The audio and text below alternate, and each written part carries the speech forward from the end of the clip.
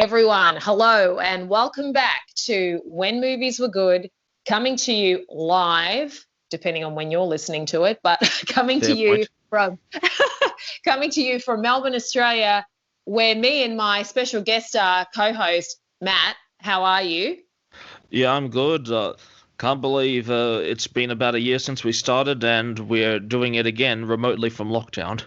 We are, because we're actually back in lockdown again. Things got out of control again, and somebody got off a plane or something happened, and who knows, but it's gone up the creek again. So I'm here at the resort studios by myself, and Matt's at his family house. Yes, but at least I got a new microphone now, so I can have a nice voice while talking to the computer. Yes, exactly. We actually, our first major investment for When Movies Were Good, we got, it's a Rode microphone, is it? Yeah, so it's a pretty reliable one, although until we get a sponsorship deal with them, I'm not going to say anything else nice. We'll be waiting for that, I guess. Welcome, everybody. And yes, we are back in lockdown, but we're still going to carry on with the show just as we did at the start. We are doing our Rex Harrison double. We've got two Rex Harrison films from earlier in his career, sort of from the where are we? The 1930s, wasn't it? Yeah. So we have Blithe. So 1945 was the Blithe Spirit one. Yes, sorry, and 47 was the Ghost of Mrs Muir. So it's Blithe Spirit, which is Noel Coward's Blithe Spirit, and the Ghost of Mrs Muir, 1947, with the lovely Gene Tierney in the lead role with him. So yeah. Go ahead, Matt. Blithe Spirit, apparently it's even got a new one out, version out recently. It has the one of the cast from Downton Abbey on it.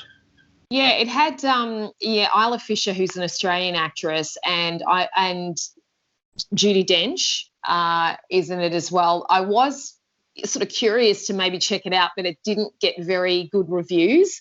I don't know whether that's because they've taken artistic license and tried to drive a more modern retelling of it, because you listen to Noel Coward's script and the dialogue for the characters, and I'm not sure that would translate too well now. So we will kind of discuss that. But first, Matt, we'll just have a little bit of a brief discussion about the joining point of these two films, which is Rex Harrison himself. That's right. So just to refresh the audience's memory about Rex Harrison, he was, one of the most well-known English actors ever to be. He began as a stage actor, and he actually made his West End debut way back in 1936. So he was predominantly a stage actor who then went over into films and TV. Of course, he started, and I think he was the person that originated the role of Professor Henry Higgins in the stage production of My Fair Lady. And then, of course, with Audrey Hepburn, that I would say My Fair Lady and perhaps Doctor Dolittle are his two most famous film roles. Would you say that? Or? Well, definitely the generation of people like me who obviously didn't know him as the mainstream stage actor, that would have been the two main films that his identity would have been projected through, as Doctor Dolittle and Henry Higgins. Both are quite a bit older than the films we're seeing in this episode. Yeah, so, he began obviously in the UK, and these early films that he did, so Blithe Spirit was shot at the Denham Studios in the UK, and The Ghost of Mrs Muir was shot in California, but it was a film that was set in England. So he's predominantly, he worked with Vivien Leigh, he worked with a lot of the top English actresses in film, and then sort of transitioned and did some Hollywood films as well, and obviously did a lot on Broadway, a lot on the West End. He did some television, but I was looking through his catalogue of films, and compared to some other well-known actors, you can tell that he was definitely a stage actor as well, because he spent a lot of his life on the stage. Well, that seems to be a common pattern, particularly with a lot of actors heavily based in the UK, because there's like a big theatre scene to work in. There is, and the one thing I do like about English actors or actors from the UK is they seamlessly are able to go from stage to TV to film and back again, whereas in America, a lot of the actors are a bit more sort of sectioned off. You're a Broadway actor, you're a TV actor, you're a B-grade actor, you're a television actor, and I'm not saying that some people don't jump across, but, I mean, you're not really going to go and see Meryl Streep on Broadway or anything sort of thing. Well, I think part of that is like you do obviously have a bit of a class system that kind of existed between the genres in the early 20th century. There was definitely a part of that, but I think it's also a geographical one, because a lot of American film production did occur in Los Angeles on the West Coast for a lot of the time, and still does. And although they have changed a fair bit, the East Coast is still probably more well known for its live theatre than the West Coast. Yeah, that's true. It's sort of, they bring plays to Los Angeles, but they don't stay in Los Angeles. So I think Michael Crawford actually originated the role of Phantom in Los Angeles and stayed there for a short period of time and then went off. And then they got a well-known TV actor to take, Robert Guillaume, to take over from him. So not that you would have picked him as being Phantom. I still can't picture Frank Spencer as the Phantom of the Opera. Yeah. Oh, well, there's a few bootlegs out there of him now. But, and I think that was the whole thing when he got cast in that. And I guess Rex Harrison's very much of that sort of, kind of jack of all trades, does a little bit of singing, does a little bit of, however well they can do it. They just jump around, whereas, the Los Angeles-based actors are really kind of, I'm on TV, I'm on film, and that's sort of the end of it, which is a shame, because I really think acting should be a complete profession of all the different disciplines. So we're going to go... It's just quite a different experience from both genres, because film, yes, you may get a lot of the attention at the end, but as far as the production side, you're really one cog in a massive wheel, because sort of the message and of the storytelling isn't just you as the actor, but also a lot of the directing and editing that goes into creating your presence. Yeah, that's exactly right. Yeah, I agree with that. So we're going to jump right into the first film, which is Blithe Spirit. It's a 1945 film. It is regarded as a fantasy comedy, and it's directed by the great David Lean. So David Lean's must be very familiar to our audience. Dr. Zhivago, The Bridge Over the River Kwai, Lawrence Arabia, which is an experience to sit through. I sat through that as a teenager. I was like, wow, okay. That was, sort of, but, worth it in the end. Amazing thrills. You just need to go to the bathroom beforehand. Yeah, that's exactly a beautiful, beautiful film. So this, he was part of the group of people that wrote the screenplay, but obviously based off the Blithe Spirit 1941 play by Noel Coward. So this film also has Kay Hammond and Margaret Rutherford in the roles of the respective wives. And I wasn't really familiar with either one of their work, but they are English actresses and they did go on to do other films. And then we also had some other really interesting people in the cast as well. So the running time is 96 minutes. It was shot in the UK. It was distributed. The production company was Two Cities Films. So basically, just to run our audience through what the film is about, and I think this would work well on the stage. I'll be curious to see it on the stage. So Rex Harrison's character, Charles, they have a get-together, a psychic comes over, basically draws out the spirit of his dead wife. Well, I would read it Elvira, but they say Elvira, because I was like, Elvira, I've never heard of that name, but I think we would just read it differently. But Elvira turns up, and basically a lot of mayhem ensues, especially with his wife, Ruth, played by Constance Cummings. And basically everyone sort of ends up with a spiritual notion, if that makes sense.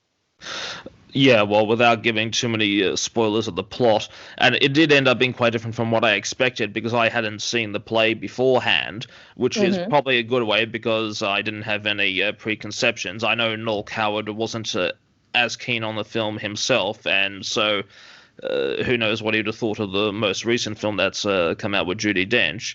But as a film, I liked it very much.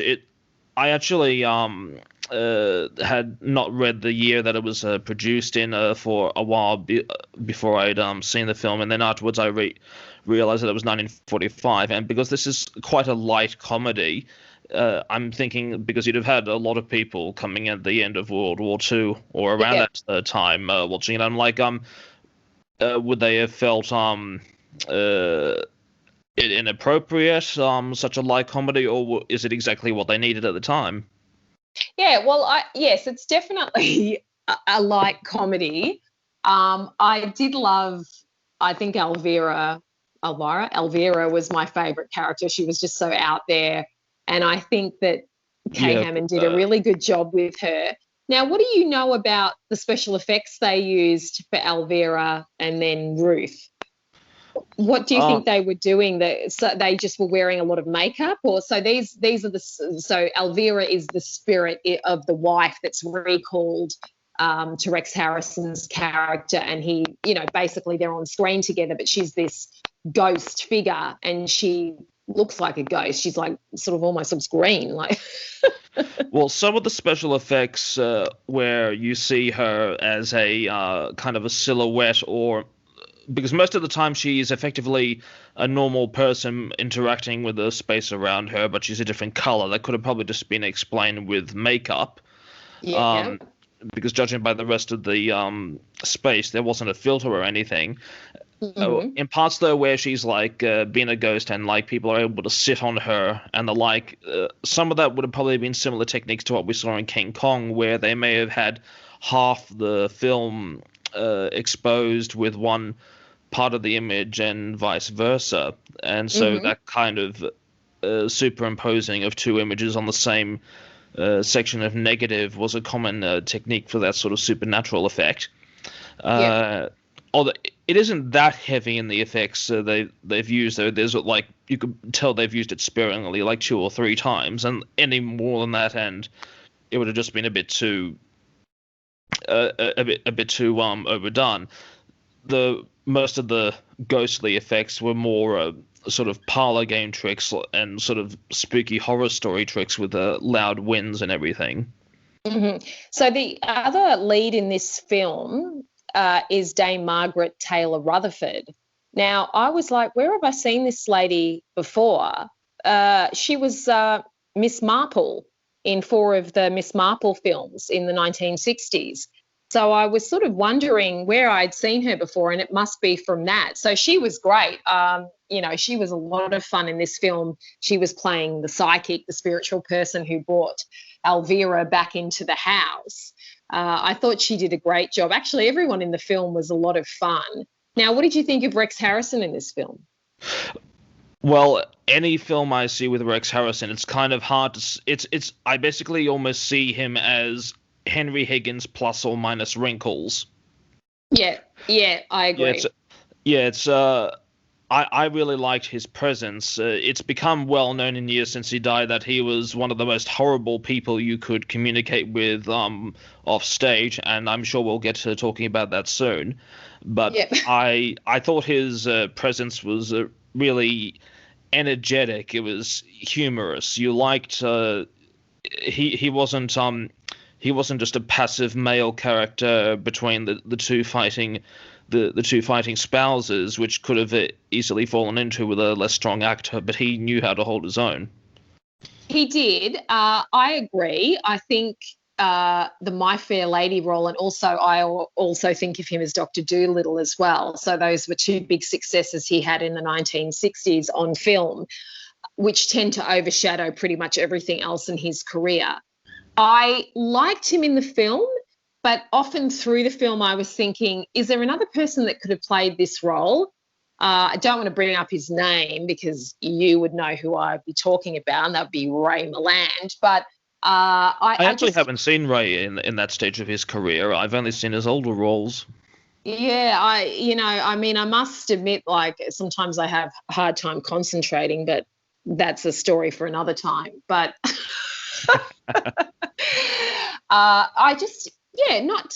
not to say he wasn't good in the film. I just kept thinking, I just think I'm so familiar with him in the voice and all the rest of it. But he is just such a giant of the caricature of what an English gentleman should be like the gentleman that does Family Guy. Now his last name Seth, his last name now escapes me, but he modelled the character of Stewie, the baby, on Rex Harrison's voice. It doesn't sound exactly like that, but I get what he was going for. And then they even said that Harrison was something of a baby in his private life. Yeah. Yeah, and also I was reading that some military costumes, face masks or something, were modelled after his face. So, he is a very interesting character. So the other thing that to remind the audience of also is that the reason we chose these two films was, yes, Rex Harrison, but also there was the ghostly connection in both of the films. So in Blithe Spirit, there are the ghost of Elvira, Rex Harrison's wife, comes back into play, and then a few other people do as well.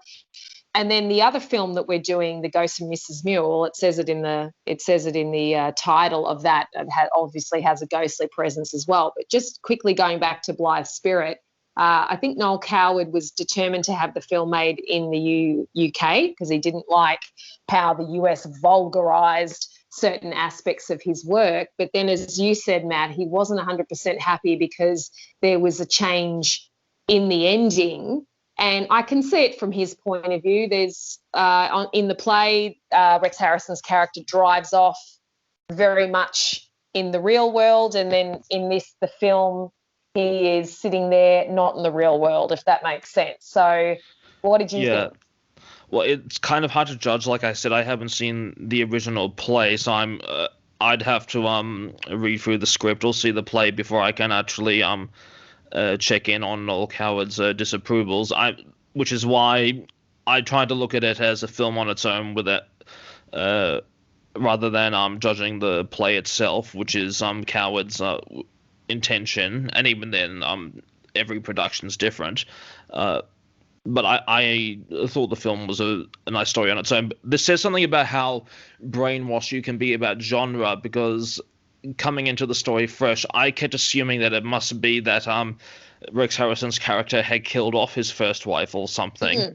Yeah. Because I was thinking, okay, when's the accusation going to be? Because I was thinking, Elvira, she seems rather happy to meet her killer, if that was the case. Yeah.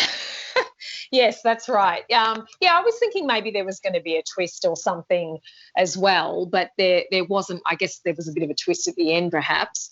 So maybe I guess that's it wasn't why that kind of story. It was more about it was more about the personal feuds going between the two spouses. Yes, that's right, and a lot of the banter and the asides and sort of a litany of accusations against the other person. And Elvira was bored when she was alive, and now she's bored when she's dead because she wants him to come there. And and then even his current wife, Ruth, is, they're going at each other. So, dead or alive, it just goes to show you that, sometimes you really are stuck between a rock and a hard place. So, well, there is a movie with Cary Grant that almost plays out that storyline more in the flesh, where his wife has been lost on an island for years. He's since remarried, and she reappears, and it turns out that she was also with another man on the island, and so there is that sort of similar lost but regained romance, and it often. And I suppose that storyline in its rawest form can be quite flexible, because Noel Coward's other play, Private Lives, I think, has a similar feature on the sort of menage a trois conflicts of romance. Yes, I have seen Private Lives on the stage, and I did enjoy that. Actually, my mum really enjoyed that. So was that the MTC production about 5 years ago, something like that? It was a local Melbourne. It was like the Essendon Theatre Company. So for those who don't live here, it's just a suburb in Melbourne, and they had a local theatre company that did it. Oh, okay. Well, I saw the MTC production, and that was quite impressive. They had a rotating stage and everything. Yes, yeah. No, I just thought it was more of a dinner theatre vibe, and I actually really enjoyed it. They did a really good job. So we shall jump over to The Ghost of Mrs Muir, 1947. Again, romantic fantasy as well. Anything, I guess, with a ghost in it's got to be fantasy. Starring Gene Tierney and Rex Harrison, of course. Now, Joseph L. Mankiewicz directed this, and he is known for some great films, All About Eve, The Philadelphia Story, one of my favourite films growing up. And 20th Century Fox bought the rights to the novel, which was published only in the United Kingdom at that stage. So the film is set in the United Kingdom, even though it is a Hollywood film. Now, it fascinates me how fast sometimes books can go from being published to being filmed. Yeah, exactly. And also the great Bernard Herrmann, this was one of his scores, and I was reading that this was one of his favourite scores. So Bernard Herrmann obviously was a composer that worked a lot with Alfred Hitchcock and composed one of the most famous film soundtracks, Psycho, of all time. And he actually said that, the music was beautiful, though, really, to be honest with you. Yeah, it's a shame he didn't appreciate his own work in films much more, because he primarily regarded himself as a sort of a pure music composer, and anything he did for Hollywood was cash on the side. Yeah, what an amazing talent he is. So just, watching this film on that alone to listen to Bernard Herrmann's score, it's fantastic. So just to recap, now The Ghost of Mrs Muir is quite famous. I know it because I used to watch the TV show when I was growing up. Might be a little bit before Matt's time. It was technically before my time, but they it was before my time. I think I saw a DVD set in JB Hi-Fi once. Yeah, and I associate the ghost, which is the Rex Harrison role. He's playing the sea captain ghost in this film. I associate that with Edward Mulhern, the Irish actor who played him in the TV show. So I'm very much, the whole time I was watching it, I was thinking a lot of Edward Mulhern, just because I'd grown up watching him on the Ghost of Mrs Muir TV show that ran for 2 seasons, and Hope Lang was the lead there. So in this film, obviously we have Rex Harrison, we have the beautiful Gene Tierney, and we have George Sanders, who I'm familiar with as well. So the basic of the plot is Lucy Muir, played by Gene Tierney, with her daughter, played by, the first part of the daughter is played by Natalie Wood in one of her first roles. I knew you'd be onto that. Yeah, I was like, hang on, Natalie Wood, yeah. So Natalie Wood and one of her playing Anna, and her loyal maid Martha. So after the death of her husband, she moves into this cottage by the sea against the wishes of her husband's family.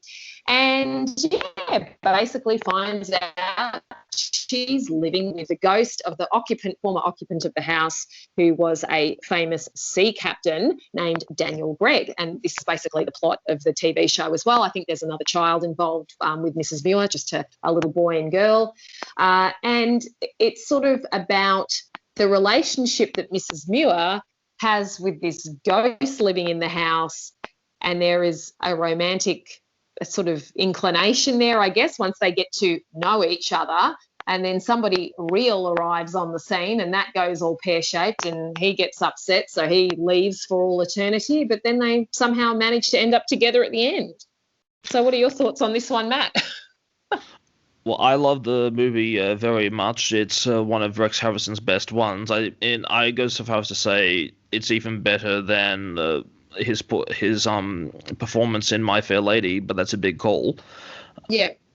And this is one film where actually even some of my own family have seen it as well, and they don't necessarily follow the classics like I do, but they really love it as well. Yeah, it's it is I think that's why it did translate into a TV show, because of it's a bit like sort of, I guess, I Dream of Jeannie sort of thing. Will they find out about Jeannie? Will they, I had to bring Larry Hagman into this, but, Yeah, we haven't had that cameo for a while.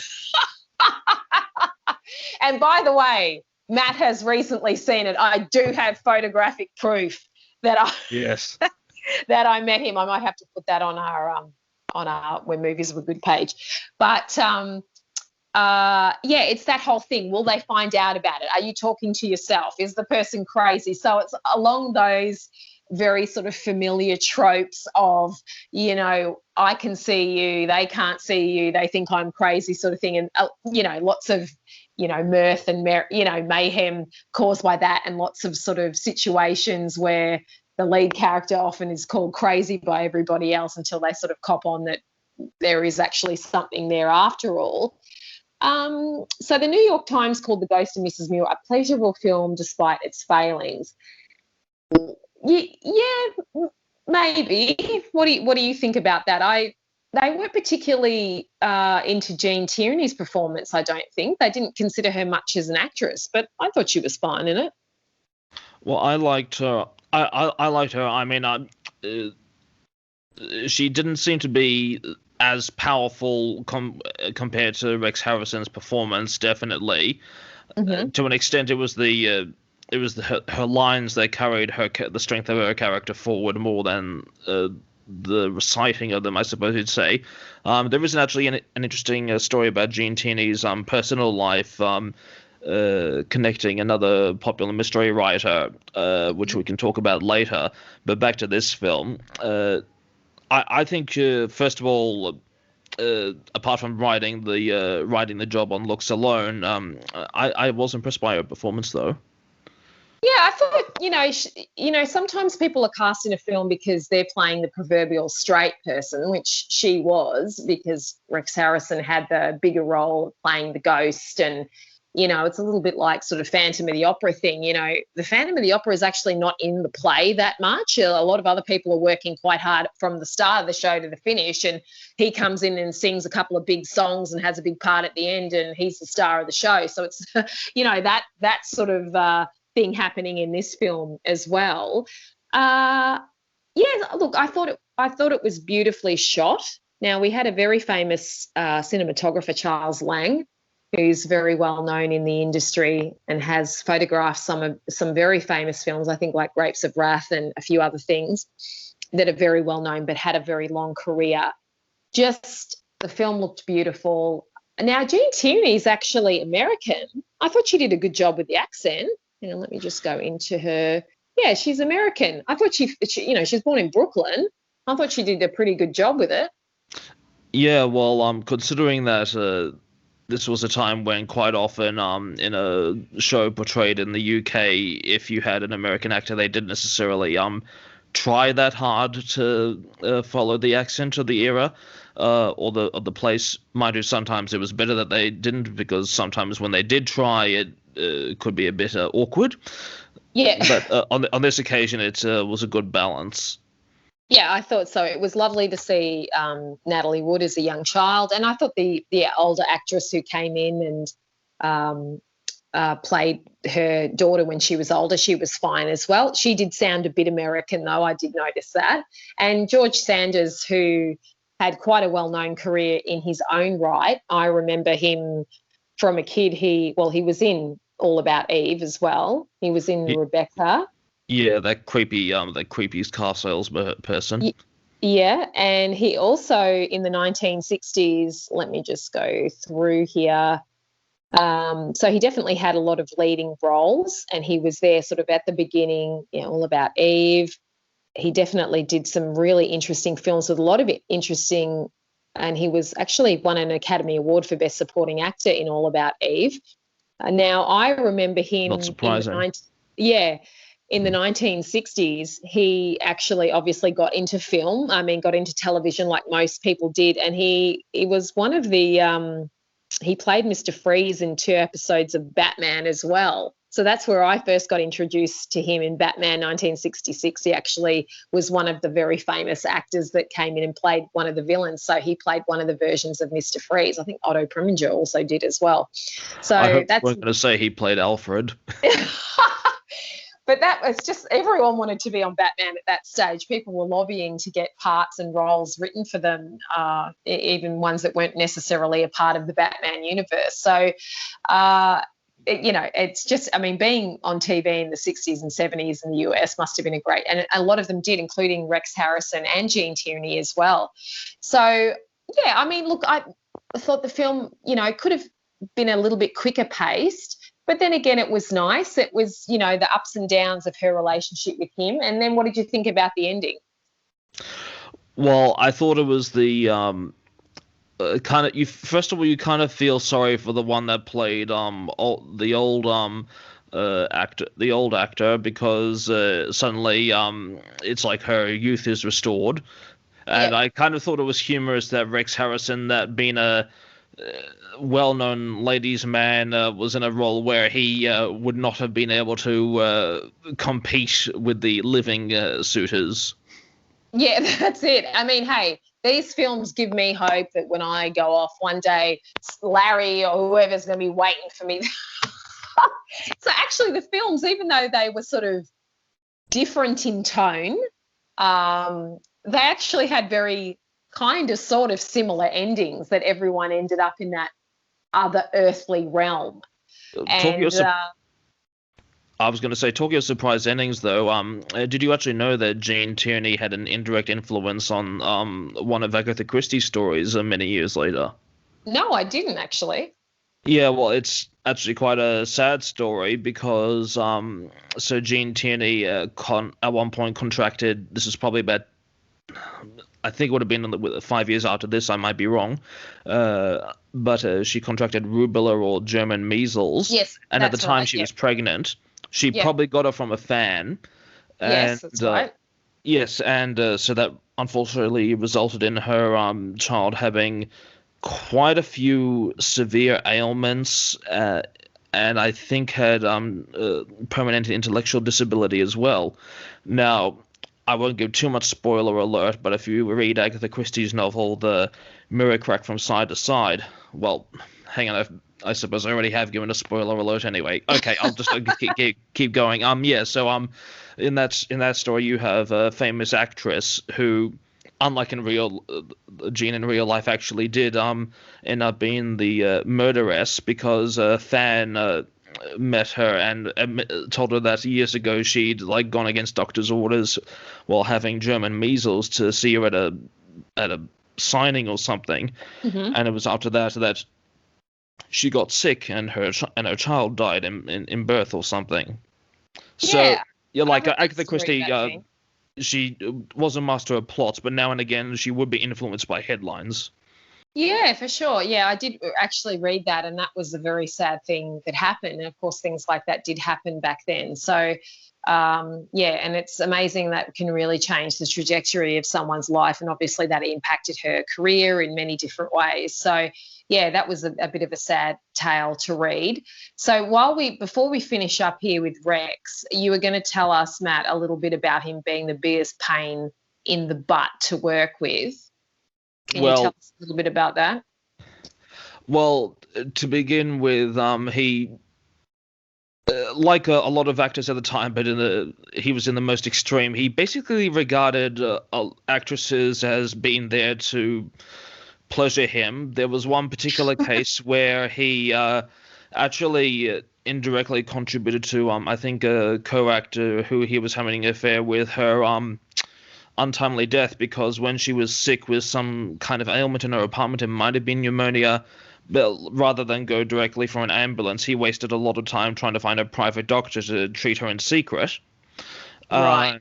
Okay. And even without those extremes, even on Doctor Dolittle, he was notorious for saying a lot of unpleasant things to cast members. And I think he even once, because there was some sort of contract dispute, he got his own private yacht to block part of the set filming or something. Yes, I read that as well. Yeah, he did. Yeah, I think because we spoke about this once. I was speaking about a modern day actor who I'm not a fan of, just because he's too vocal on social media about certain things and doesn't like, he just comes across as a real drip. And then you said, oh, did you like the Ghost of Mrs Muir or something like that? And do you like Rex Harrison? I said, oh, I guess he's okay. And you said, well, he was. But I guess now you can find out in real time what they're like a bit more easily so than then, because they became sort of fables then that people, obviously people back then didn't speak about it while it was going on. It was just years and years later. But now you can actually find out in real time with the own person's voice, but them being highly annoying and stuff. Yeah, well, I think I'm part of the last of generation that has a bit of an experience of seeing public figures for ages only through the official mainstream channels. There's not as much. There wasn't until I was about in my late teens, there wasn't as much of a social media sideline for information to feed on.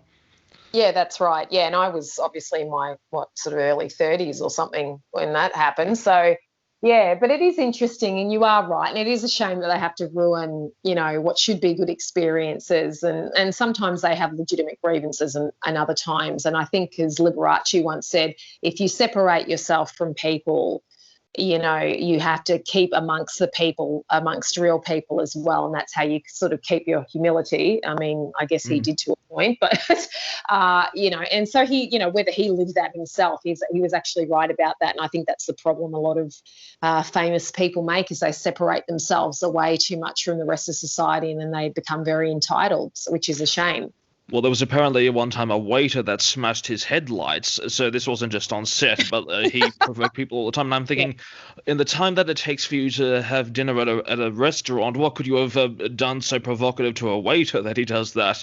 Because he probably didn't get tipped after that. Well, I think that one finishes up our Rex Harrison double. I mean, he's someone that is well known today because those two films that he made. These two films we discussed are very well known in their own right, Blithe Spirit and The Ghost of Mrs Muir, but, everyone still loves My Fair Lady and still loves Doctor Dolittle, and, you sort of have to take the good. I grew up on those two movies. Yeah, and he was really good in both of those films, and he was good in these films. I probably prefer Edward Mulhern's version of The Ghost, just because I'm more familiar with that, and that's a bit more nostalgic for me. And I probably maybe could see somebody else in his role in Blithe Spirit, but not necessarily too. So, yeah, I mean, I did enjoy both films, and I really liked Elvira in Blythe, and I just thought it was a lot of fun. I actually really liked Elvira, so I'd love to see the stage play of that one day. Yeah, it's funny, like, it wasn't that long before that play came about that it was a popular entertainment to have actual seances, and a lot of people probably took them seriously. Yeah, absolutely. So, yeah, I mean, and, it's definitely, topics for the time. So, I'm curious. I might have a look at the new Blithe Spirit and see what that actually turned out like, and how the reviewers here in Australia weren't very kind to it, but that doesn't necessarily mean it wasn't any good. So, but we are going to quickly introduce our next double. We were sort of wondering what to do, and then I had mentioned to Matt that I finally saw Gilda with the wonderful Rita Hayworth, who is absolutely stunning. So we've decided to do a Rita Hayworth double. So we're doing 1946 Gilda, and then 1947 The Lady from Shanghai, directed by Orson Welles. Yeah, I got really excited when we agreed on this topic. Yeah, she is stunning. She is beautiful. And she's definitely in one of the top, that top echelon of those classic film actresses from the era that we like to discuss. So that will be our next one. And then Matt and I will have an announcement about another little side podcast we will be doing once a month, but we just want to finalise a few things for that before we discuss that with you. So in the meantime, as always, you can find us, Matt, you can find us on all social media, right? Yes, Facebook, Instagram, everywhere you want, you can find Mark Zuckerberg's empire that we have channels on. Right, so that's When Movies Were Good with Matt and Rachel down here in Australia. So in the meantime, I'm Rachel. I'm Matthew. And we're watching good movies. Thank you, and all the best to you.